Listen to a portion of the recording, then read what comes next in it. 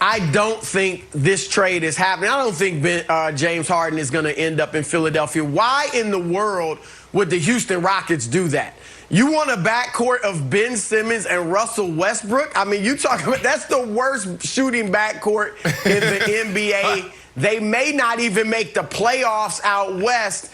And I just don't see why in the world Houston would do this. Remember, also, Ben Simmons is somewhat injury prone. Okay, so, but I'll play along. Let's say it could happen. If I'm Philadelphia, without question, I absolutely give up Ben Simmons, Mike Scott, Zaire Smith, whatever it has to be to get James Harden. James Harden is one of the best scorers we've ever seen. Obviously a first ballot Hall of Famer, still in his prime. He spreads the floor, spaces the floor. That would give Joel Embiid more room to operate inside. It would balance out the team. And here's what people forget about James Harden.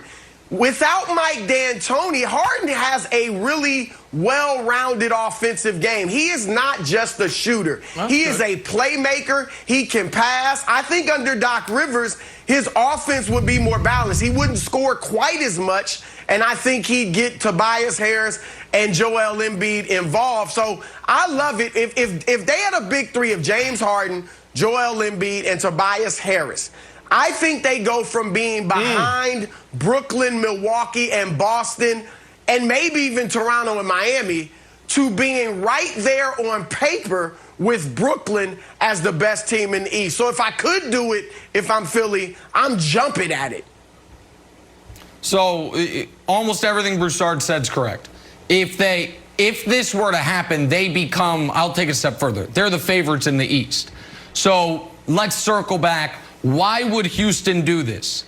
I can think of two legitimate reasons. One is Houston knows their window right now is closed. And so getting the younger player in Ben Simmons, getting a guy whose game still can grow more in Ben Simmons might be attractive to them. The other reason they might do this, if I may say, is because their owner has some, let's call it liquidity problems. And if they were able to construct a trade where you get off some bad contracts as well, like Eric Gordon's contract, where you are able to all of a sudden trim some of that future payroll, which I know Tillman Fertitta is not excited to pay for a non-contender, then maybe it's possible. Whilst what I think is most likely is that this doesn't happen, that Simmons and Embiid play at least 1 year together with Morey surrounding them with pieces and with Doc coaching them, and they have a massive upgrade in the front office and a pretty big upgrade at head coach. But if it were to happen, I think you'd look at the Sixers as potentially the second best team in the entire NBA. Yeah, I agree. Shams said it was a non-starter, but like Broussard, I'll play along. And the fact that the story came out that Morey was interested in Harden was not really news. It's not news that, like, you know, you're interested in Rihanna. The news is if Rihanna's interested in you. And that's the only way that this could actually happen is if Harden goes up and says, hey, you know what? I want out. I'm 31 years old, and I'm tired of just being a middling team in the West. And like you laid it out, Broussard, like I can go to the East and really make a move. Because I know everyone thinks like the Rockets were a 4 seed, but they were sort of a 4 seed in sheep's clothing or wolf's clothing, whatever animal you want to use. Because they had 44 wins, same as the Thunder, same as the Jazz, and the Mavericks had 43 wins. So next year, you're probably going to have a resurgent Wolves team up, and you're definitely going to have the Warriors in there. So if I told you, Brandon, I'll put you on the spot here, what's more likely? The Rockets miss the playoffs or win the championship, which way would you go? Miss the playoffs. Yeah. So look, I mean, that's here's the deal. I You would took go. the words. Agreed.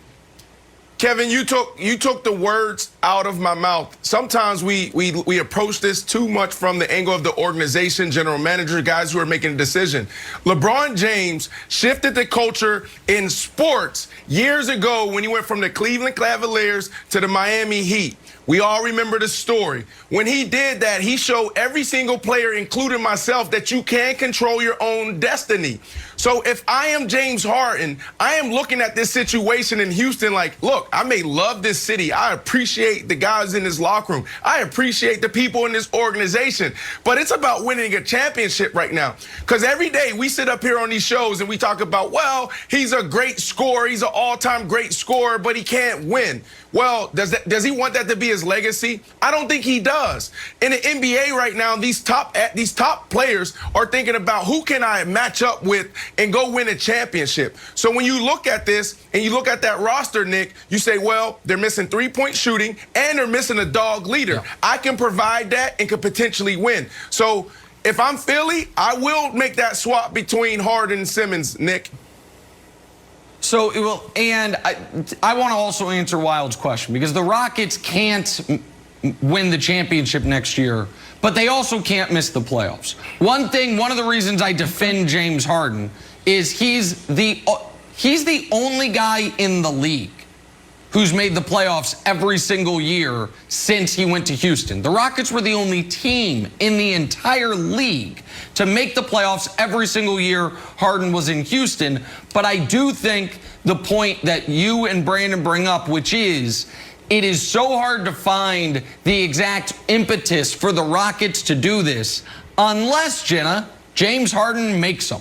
And what we have seen over the last decade in the NBA is the people that actually run these teams are the superstar players. Right. And now if Harden were to demand out, would he demand to go to Philly specifically? He doesn't quite have the leverage that like Anthony Davis did, because his contract's not expiring. Someone could trade for him and he's not going to retire. And so it would be it would be hard to really force his way, but he certainly could make things uncomfortable in Houston, which, Jenna, to be fair to James Harden, we have no inclination that he wants to do. We have no information that he wants to do that. But if he did, it would be possible.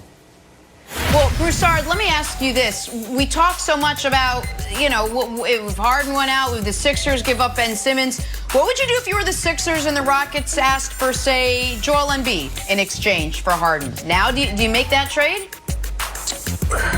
Look, I like Harden better as a player than Embiid, but as far as the fit, I mean, Harden and Ben Simmons, Harden likes to have the ball in his hands. Could you run a pick and roll with Simmons rolling to the basket and play Simmons on the block?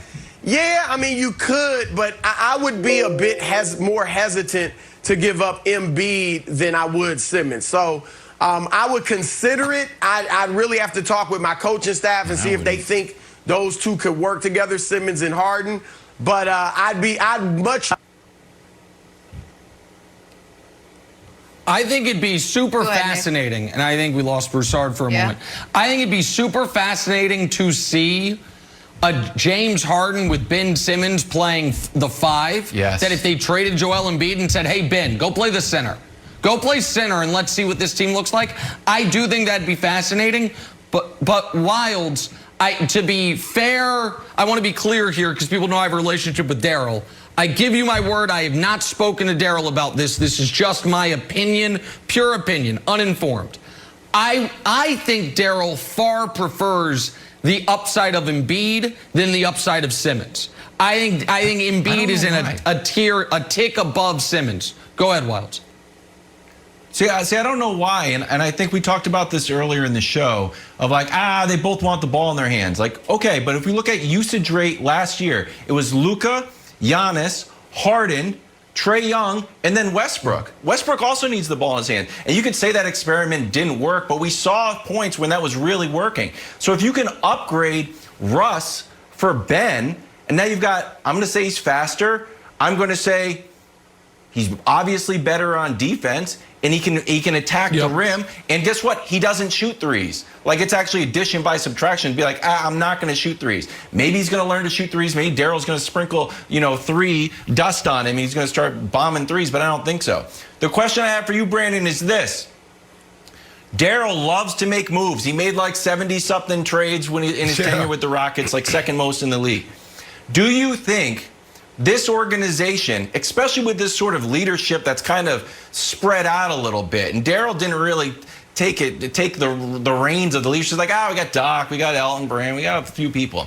Do you think these early rumors will start to get into the players' heads, specifically Ben and Embiid, are like, I don't know, now the boat is kind of rocking a little bit too much? 100%. When you have a new leader come in, new regime come in, then you know things change, right? You gotta imagine that after this horrible season and how they were ousted in the bubble, Elton Brand sat down with his guys and said, look, guys, here's the plan. If Elton Brand is a great leader, then he had these conversations with those guys in the locker room. But now you bring in Morey, who's above Elton Brand. So now everybody is probably walking on eggshells like, okay, what is this guy going to do? He's known, his MO is known, Nick, for trading people. He's super aggressive. Yep. He will overcompensate to try to get the job done. So if I'm at Simmons or Embiid, I'm thinking, well, what is he going to do with me? And obviously from yesterday, you see him FaceTime, and so the relationship's off to a hot start with Embiid and Morey. Just quickly, Jenna, here's my prediction. Game 1 of this season, whether it's December 22nd or whether it's MLK Day, in the starting lineup for the Philadelphia 76ers is Joel Embiid, Ben Simmons, and Tobias Harris.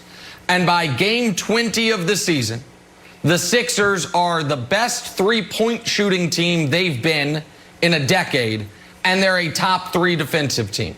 I think Doc will harp on the defense. I think Darryl will find the surrounding pieces. And without making major changes, Jenna, I think Philly will be far better than they were last year. Now, can that win a championship? I don't know.